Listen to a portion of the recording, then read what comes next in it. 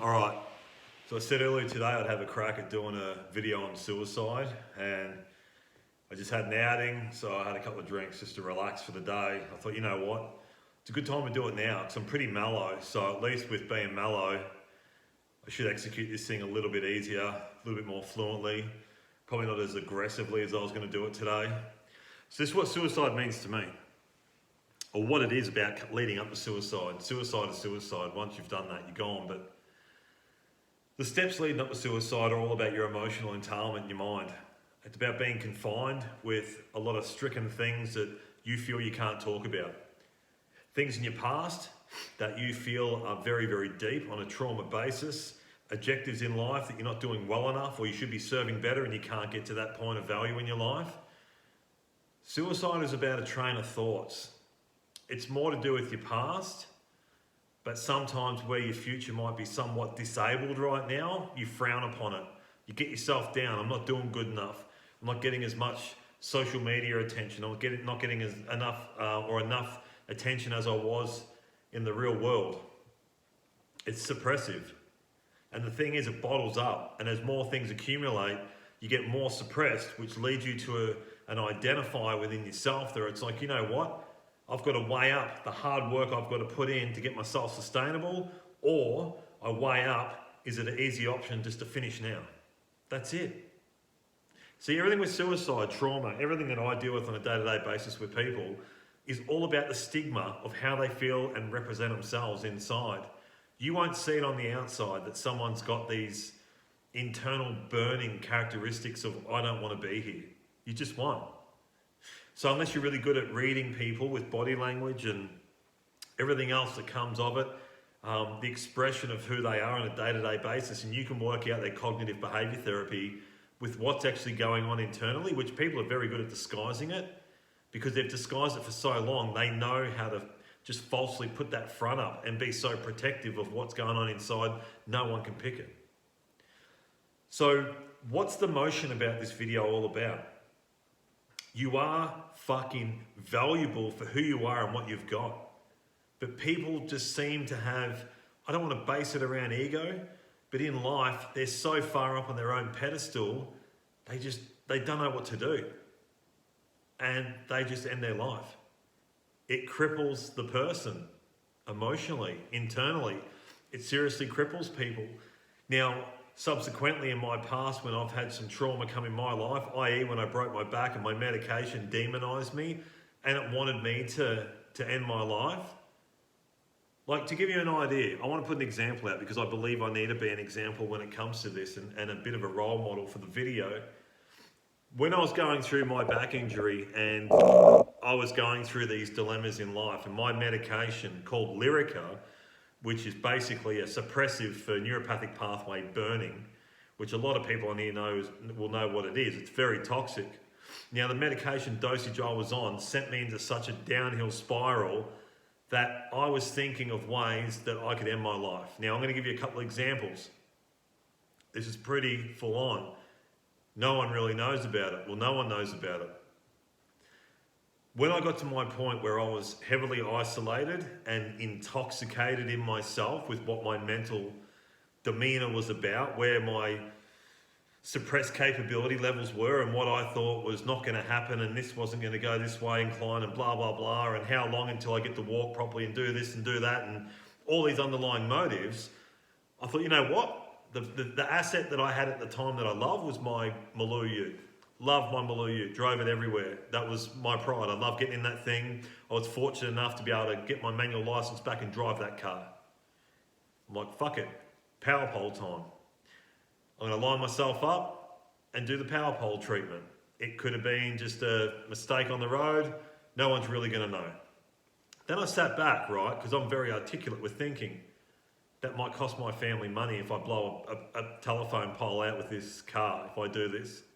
All right, what's next? So I thought, okay, how can I do it where it's my own self-harm and it's not going to cost anyone any money? I'll put a rope around my neck and tie it to a tree and I'll drive off in my car and I'll sever my fucking head straight off my shoulders. That's what I was thinking. And I was demonized every day to do that. Now, how did I get out of it? I did have a phone call come through one day from someone and I was in tears. I'm like, this is it, I'm fucking over it. I've had a gutful. I already knew in my mind a pre-planned establishment of events that I could take place in order to carry out this fucking suicide.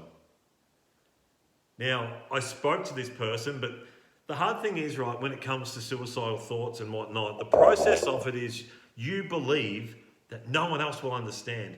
You believe that no one else will understand what you're going through. They haven't been there, so you can't speak to that person. You think that there's never ever someone that is worse off that can come in and just explain everything so that you feel better about things and you can shift a little bit.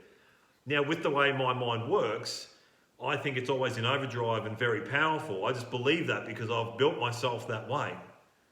And I'm like, no one's going to be able to help me. And I looked at it.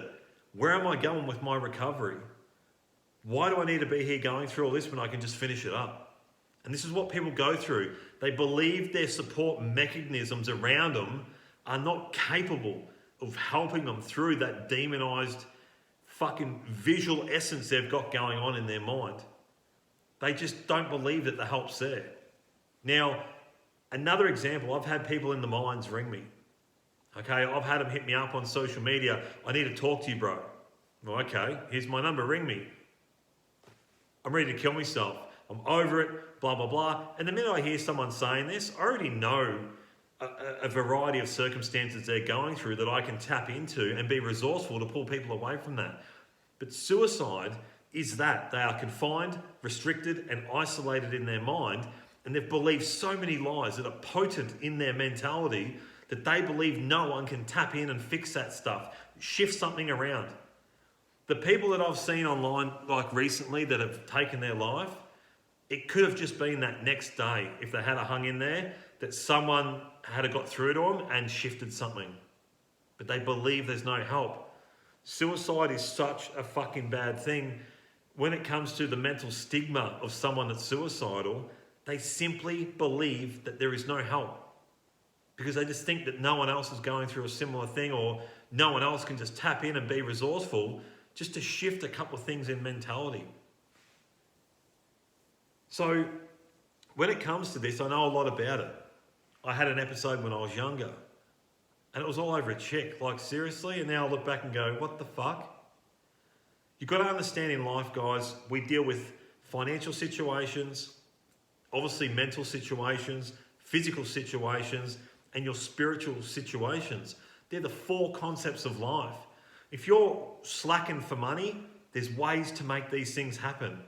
They say it's not weak to speak. That's true. If you're stuck, work something out, sell something. Look, things in life are temporary.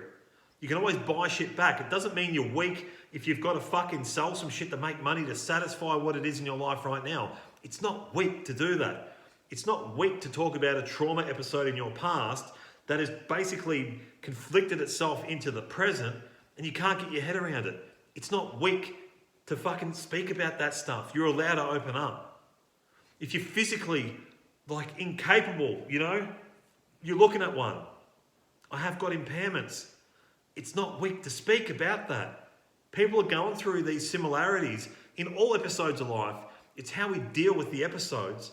Our attitude determines our outcome. If you take a shift now when you're stuck and seek a bit of help and gain some more traction in life and you're better off, then you are better off.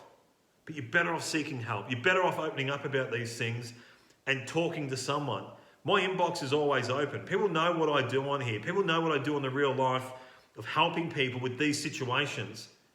Taking drugs, suppressing yourself through alcohol, it makes you escape reality from some of these perceptions of things that you've got going on, but it will not identify and qualify those things to help you move forward.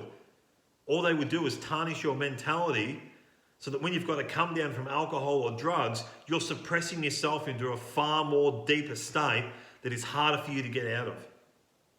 It's not fucking weak to speak. And I can say that right now.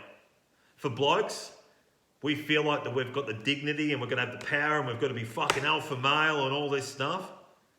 You're fucking human. We're all cognitive on the same basis.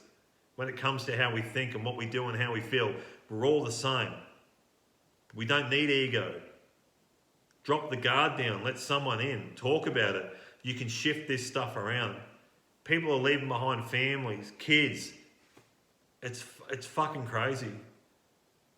So I hope this gets around. Look, at the end of the day, when it comes to stuff as such with suicide, it's a deep topic, because saying deep holds all the emotion of your life up until that point. So you've got to realise you're at wit's end with how you think, but you just don't know the avenues to see yourself through these wit's end. So really, speak to someone. You can get around it. You just need to identify where you're at and have a couple of objectives in life in order to take a different pathway moving forward. You've done what you can with what you've got to a point. If you're stricken and you're stuck, you need a little bit of help. There's nothing wrong with that. I still ask for help. Why not?